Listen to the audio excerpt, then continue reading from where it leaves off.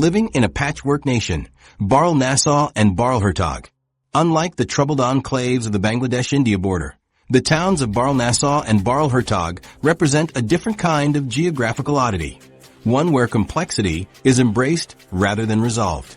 Here, living rooms exist in two countries simultaneously, and moving your furniture just a few feet might mean stepping into a different nation with its own laws, taxes, and regulations. The Dutch-Belgian border at Baarle doesn't simply divide the community. It slices through it in a seemingly haphazard patchwork. The area consists of 22 Belgian pieces, Baral Hertog, entirely surrounded by the Netherlands.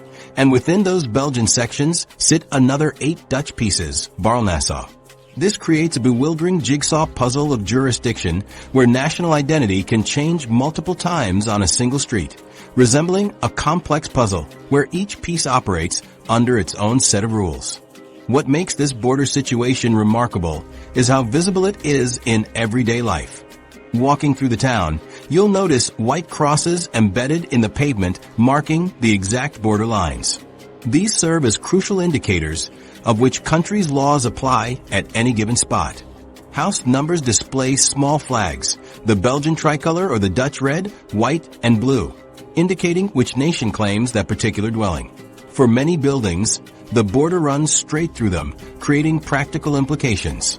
In one case, a 90-year-old woman resides on the Belgian side of her house, while her son lives down the corridor in the Netherlands. Such arrangements raise questions about jurisdiction. Whose building codes apply when renovating? Which country's emergency services should you call in a crisis? And where do you pay your taxes? The answer to the tax question reveals the creativity that defines life in Baarle. Nationality is determined by the location of your front door. This seemingly arbitrary rule has led to strategic architecture over the years, with homeowners occasionally relocating their main entrance to take advantage of more favorable tax regimes. Move your door a few meters, and you might change your citizenship, tax obligations, and which country's social services you can access. Businesses in Baarle have learned to navigate this peculiar geographic situation. The border running through commercial establishments creates both challenges and opportunities. One supermarket is bisected by the international boundary, with a sign humorously promising Belgian mayonnaise 25 meters to the left and Dutch chocolate sprinkles 30 meters to the right. These Hagelslag chocolate sprinkles, beloved by the Dutch as a breakfast topping, represent one of the cultural differences shoppers encounter as they push their carts across international lines. The postal system presents its own challenges. Since mail delivery follows national systems, the location of your front door determines which country's postal service handles your letters and packages. This detail affects delivery times, postal rates, and which holidays might delay your mail. Local postal workers have developed specialized knowledge of the border's twists and turns to ensure each letter reaches its correct destination. Beyond these daily curiosities lies a deeper reality. Residents have developed a hybrid identity that transcends traditional national boundaries. Many speak both Dutch and French or Flemish, understand the bureaucracy of both countries, and navigate between different cultural norms with ease. They demonstrate how artificial national borders can be, even in the heart of Europe.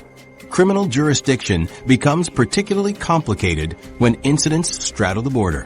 Which country's police force investigates? Which judicial system handles prosecution? These questions have necessitated extensive cooperation between Dutch and Belgian authorities, resulting in specialized cross-border agreements. Tax advantages aside, residents of Baarle exploit the different laws and pricing structures for daily shopping. Petrol and cigarettes tend to be cheaper in Belgium, drawing Dutch customers across those white crosses. Meanwhile, food products often cost less in the Netherlands, creating a reverse flow of Belgian shoppers. This micro-scale border economy shows how even friendly borders create market differentials that people naturally utilize. The practical implications of straddling two nations became particularly evident during the COVID-19 pandemic. As Belgium and the Netherlands implemented different restriction policies, restaurants and shops found themselves in a remarkable position. Belgian authorities mandated mask wearing throughout the country, while Dutch rules only required masks on public transport. This created situations where walking from one side of a room to another meant following different public health protocols.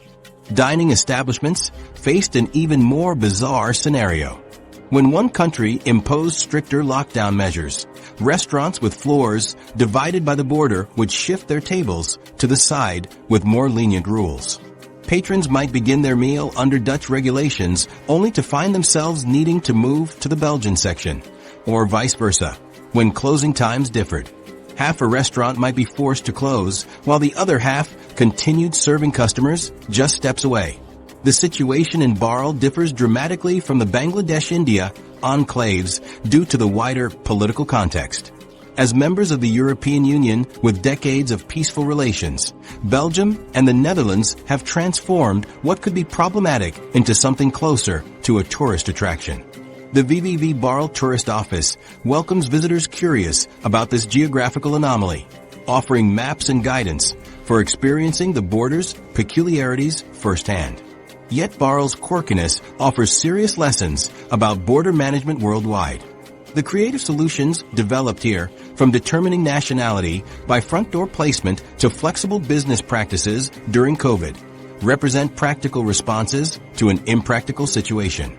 Rather than attempting to rationalize the border, both countries have accepted its complexity and found ways to make it workable. The Baarle model suggests an alternative approach to border anomalies. Embracing their uniqueness while developing special governance arrangements can provide a more humane solution.